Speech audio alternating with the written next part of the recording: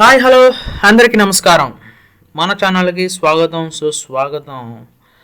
మీరు కొత్తగా వచ్చుంటే సబ్స్క్రైబ్ చేసుకోండి, బెల్ బటన్ని అలా కొట్టేయండి, నోటిఫికేషన్స్ వచ్చేస్తాయి. నా ప్రతి వీడియో అప్డేట్ మిస్ అవ్వకుండా ఉండడం కోసం నేడు మనం మాట్లాడుకోబోయేది తెలుగు వ్యవస్థాపకులు అద్భుతమైన విజయం సాధించిన కథల గురించి.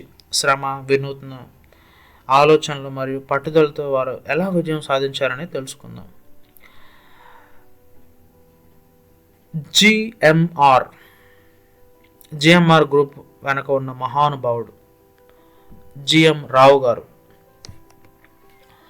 మొదట మనం గ్రంథి మల్లికార్జునరావు గురించి మాట్లాడుకుందాం. ఆయన స్థాపించిన జిఎంఆర్ గ్రూప్ భారతదేశంలోనే కాదు, ప్రపంచవ్యాప్తంగా అతిపెద్ద మౌలిక సదుపాయాల సంస్థలలో ఒకటి.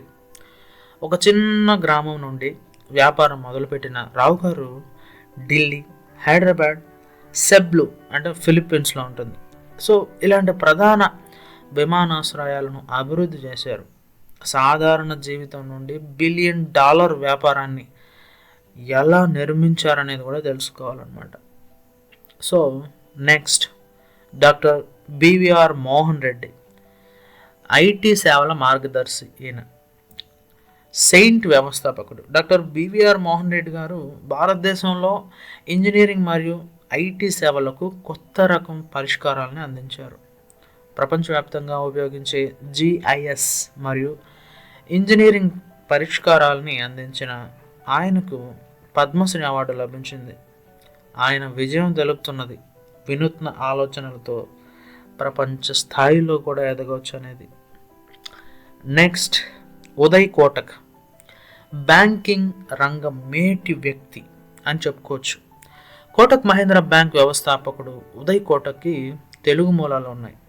ఆయన చిన్నదైన ఫైనాన్స్ సంస్థను భారతదేశపు అతిపెద్ద ప్రైవేట్ బ్యాంకింగ్లలో ఒకటిగా మార్చారు.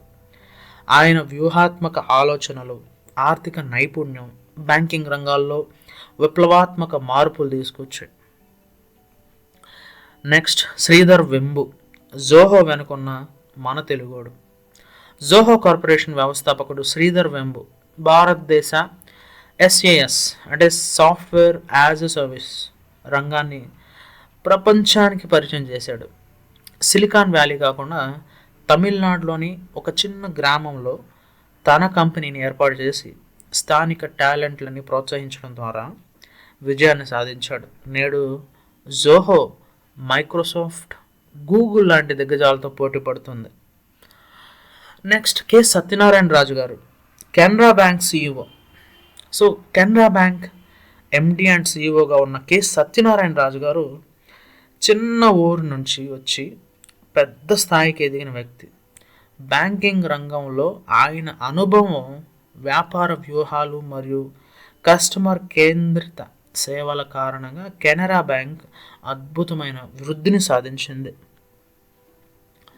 నెక్స్ట్, రామోజీరావు గారు, మీడియా మేధావి అంటారు ఈయన్ని. రామోజీ ఫిల్మ్ సిటీలో ఈ రామోజీ ఫిల్మ్ సిటీ గురించి ఎవరికి తెలియంది కాదు.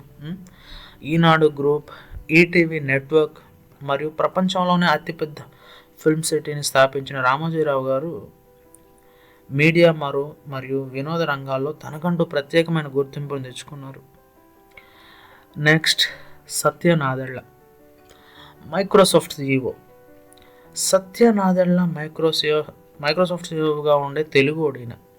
హైదరాబాద్లో జన్మించిన ఈయన ప్రపంచంలోనే అగ్రగామి టెక్ కంపెనీకి నాయకత్వం వహిస్తున్నారు. మైక్రోసాఫ్ట్ను AI, క్లౌడ్ కంప్యూటింగ్ వంటి కొత్త మార్గాల్లో తీసుకెళ్తున్నారు.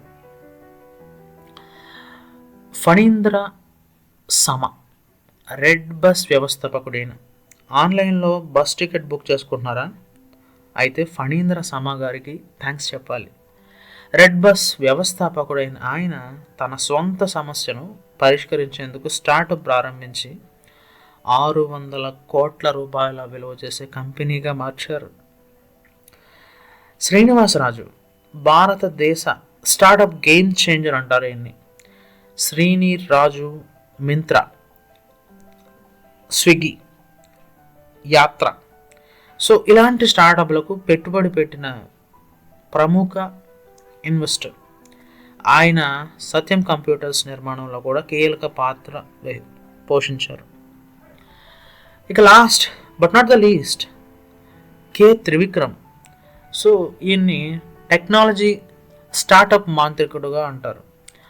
కే Trivikram AI, blockchain, automation రంగాల్లో పనిచేసే స్టార్టప్లను స్థాపించి భవిష్యత్ టెక్నాలజీలను రూపొందిస్తున్నారు ఈయన. ఇవే కాదు, ఇంకా చాలామంది తెలుగు పారిశ్రామికవేత్తలు ప్రపంచవ్యాప్తంగా విజయాన్ని సాధించారు. సో కష్టపడడం, నూతన ఆలోచనలు, పట్టుదల విజయానికి మార్గం చూపుతాయి. సో మీకు ఈ కథలో ఏది బాగా నచ్చింది? సో ఎవరి గురించి బాగా నచ్చింది? ఎవరినైనా మిస్ చేశానా? ఇలాంటివి ఉంటే కామెంట్ చేయండి. మర్చిపోకండి like, share and subscribe. So మళ్ళీ కలుద్దాం. Until then, keep dreaming, keep working, keep achieving.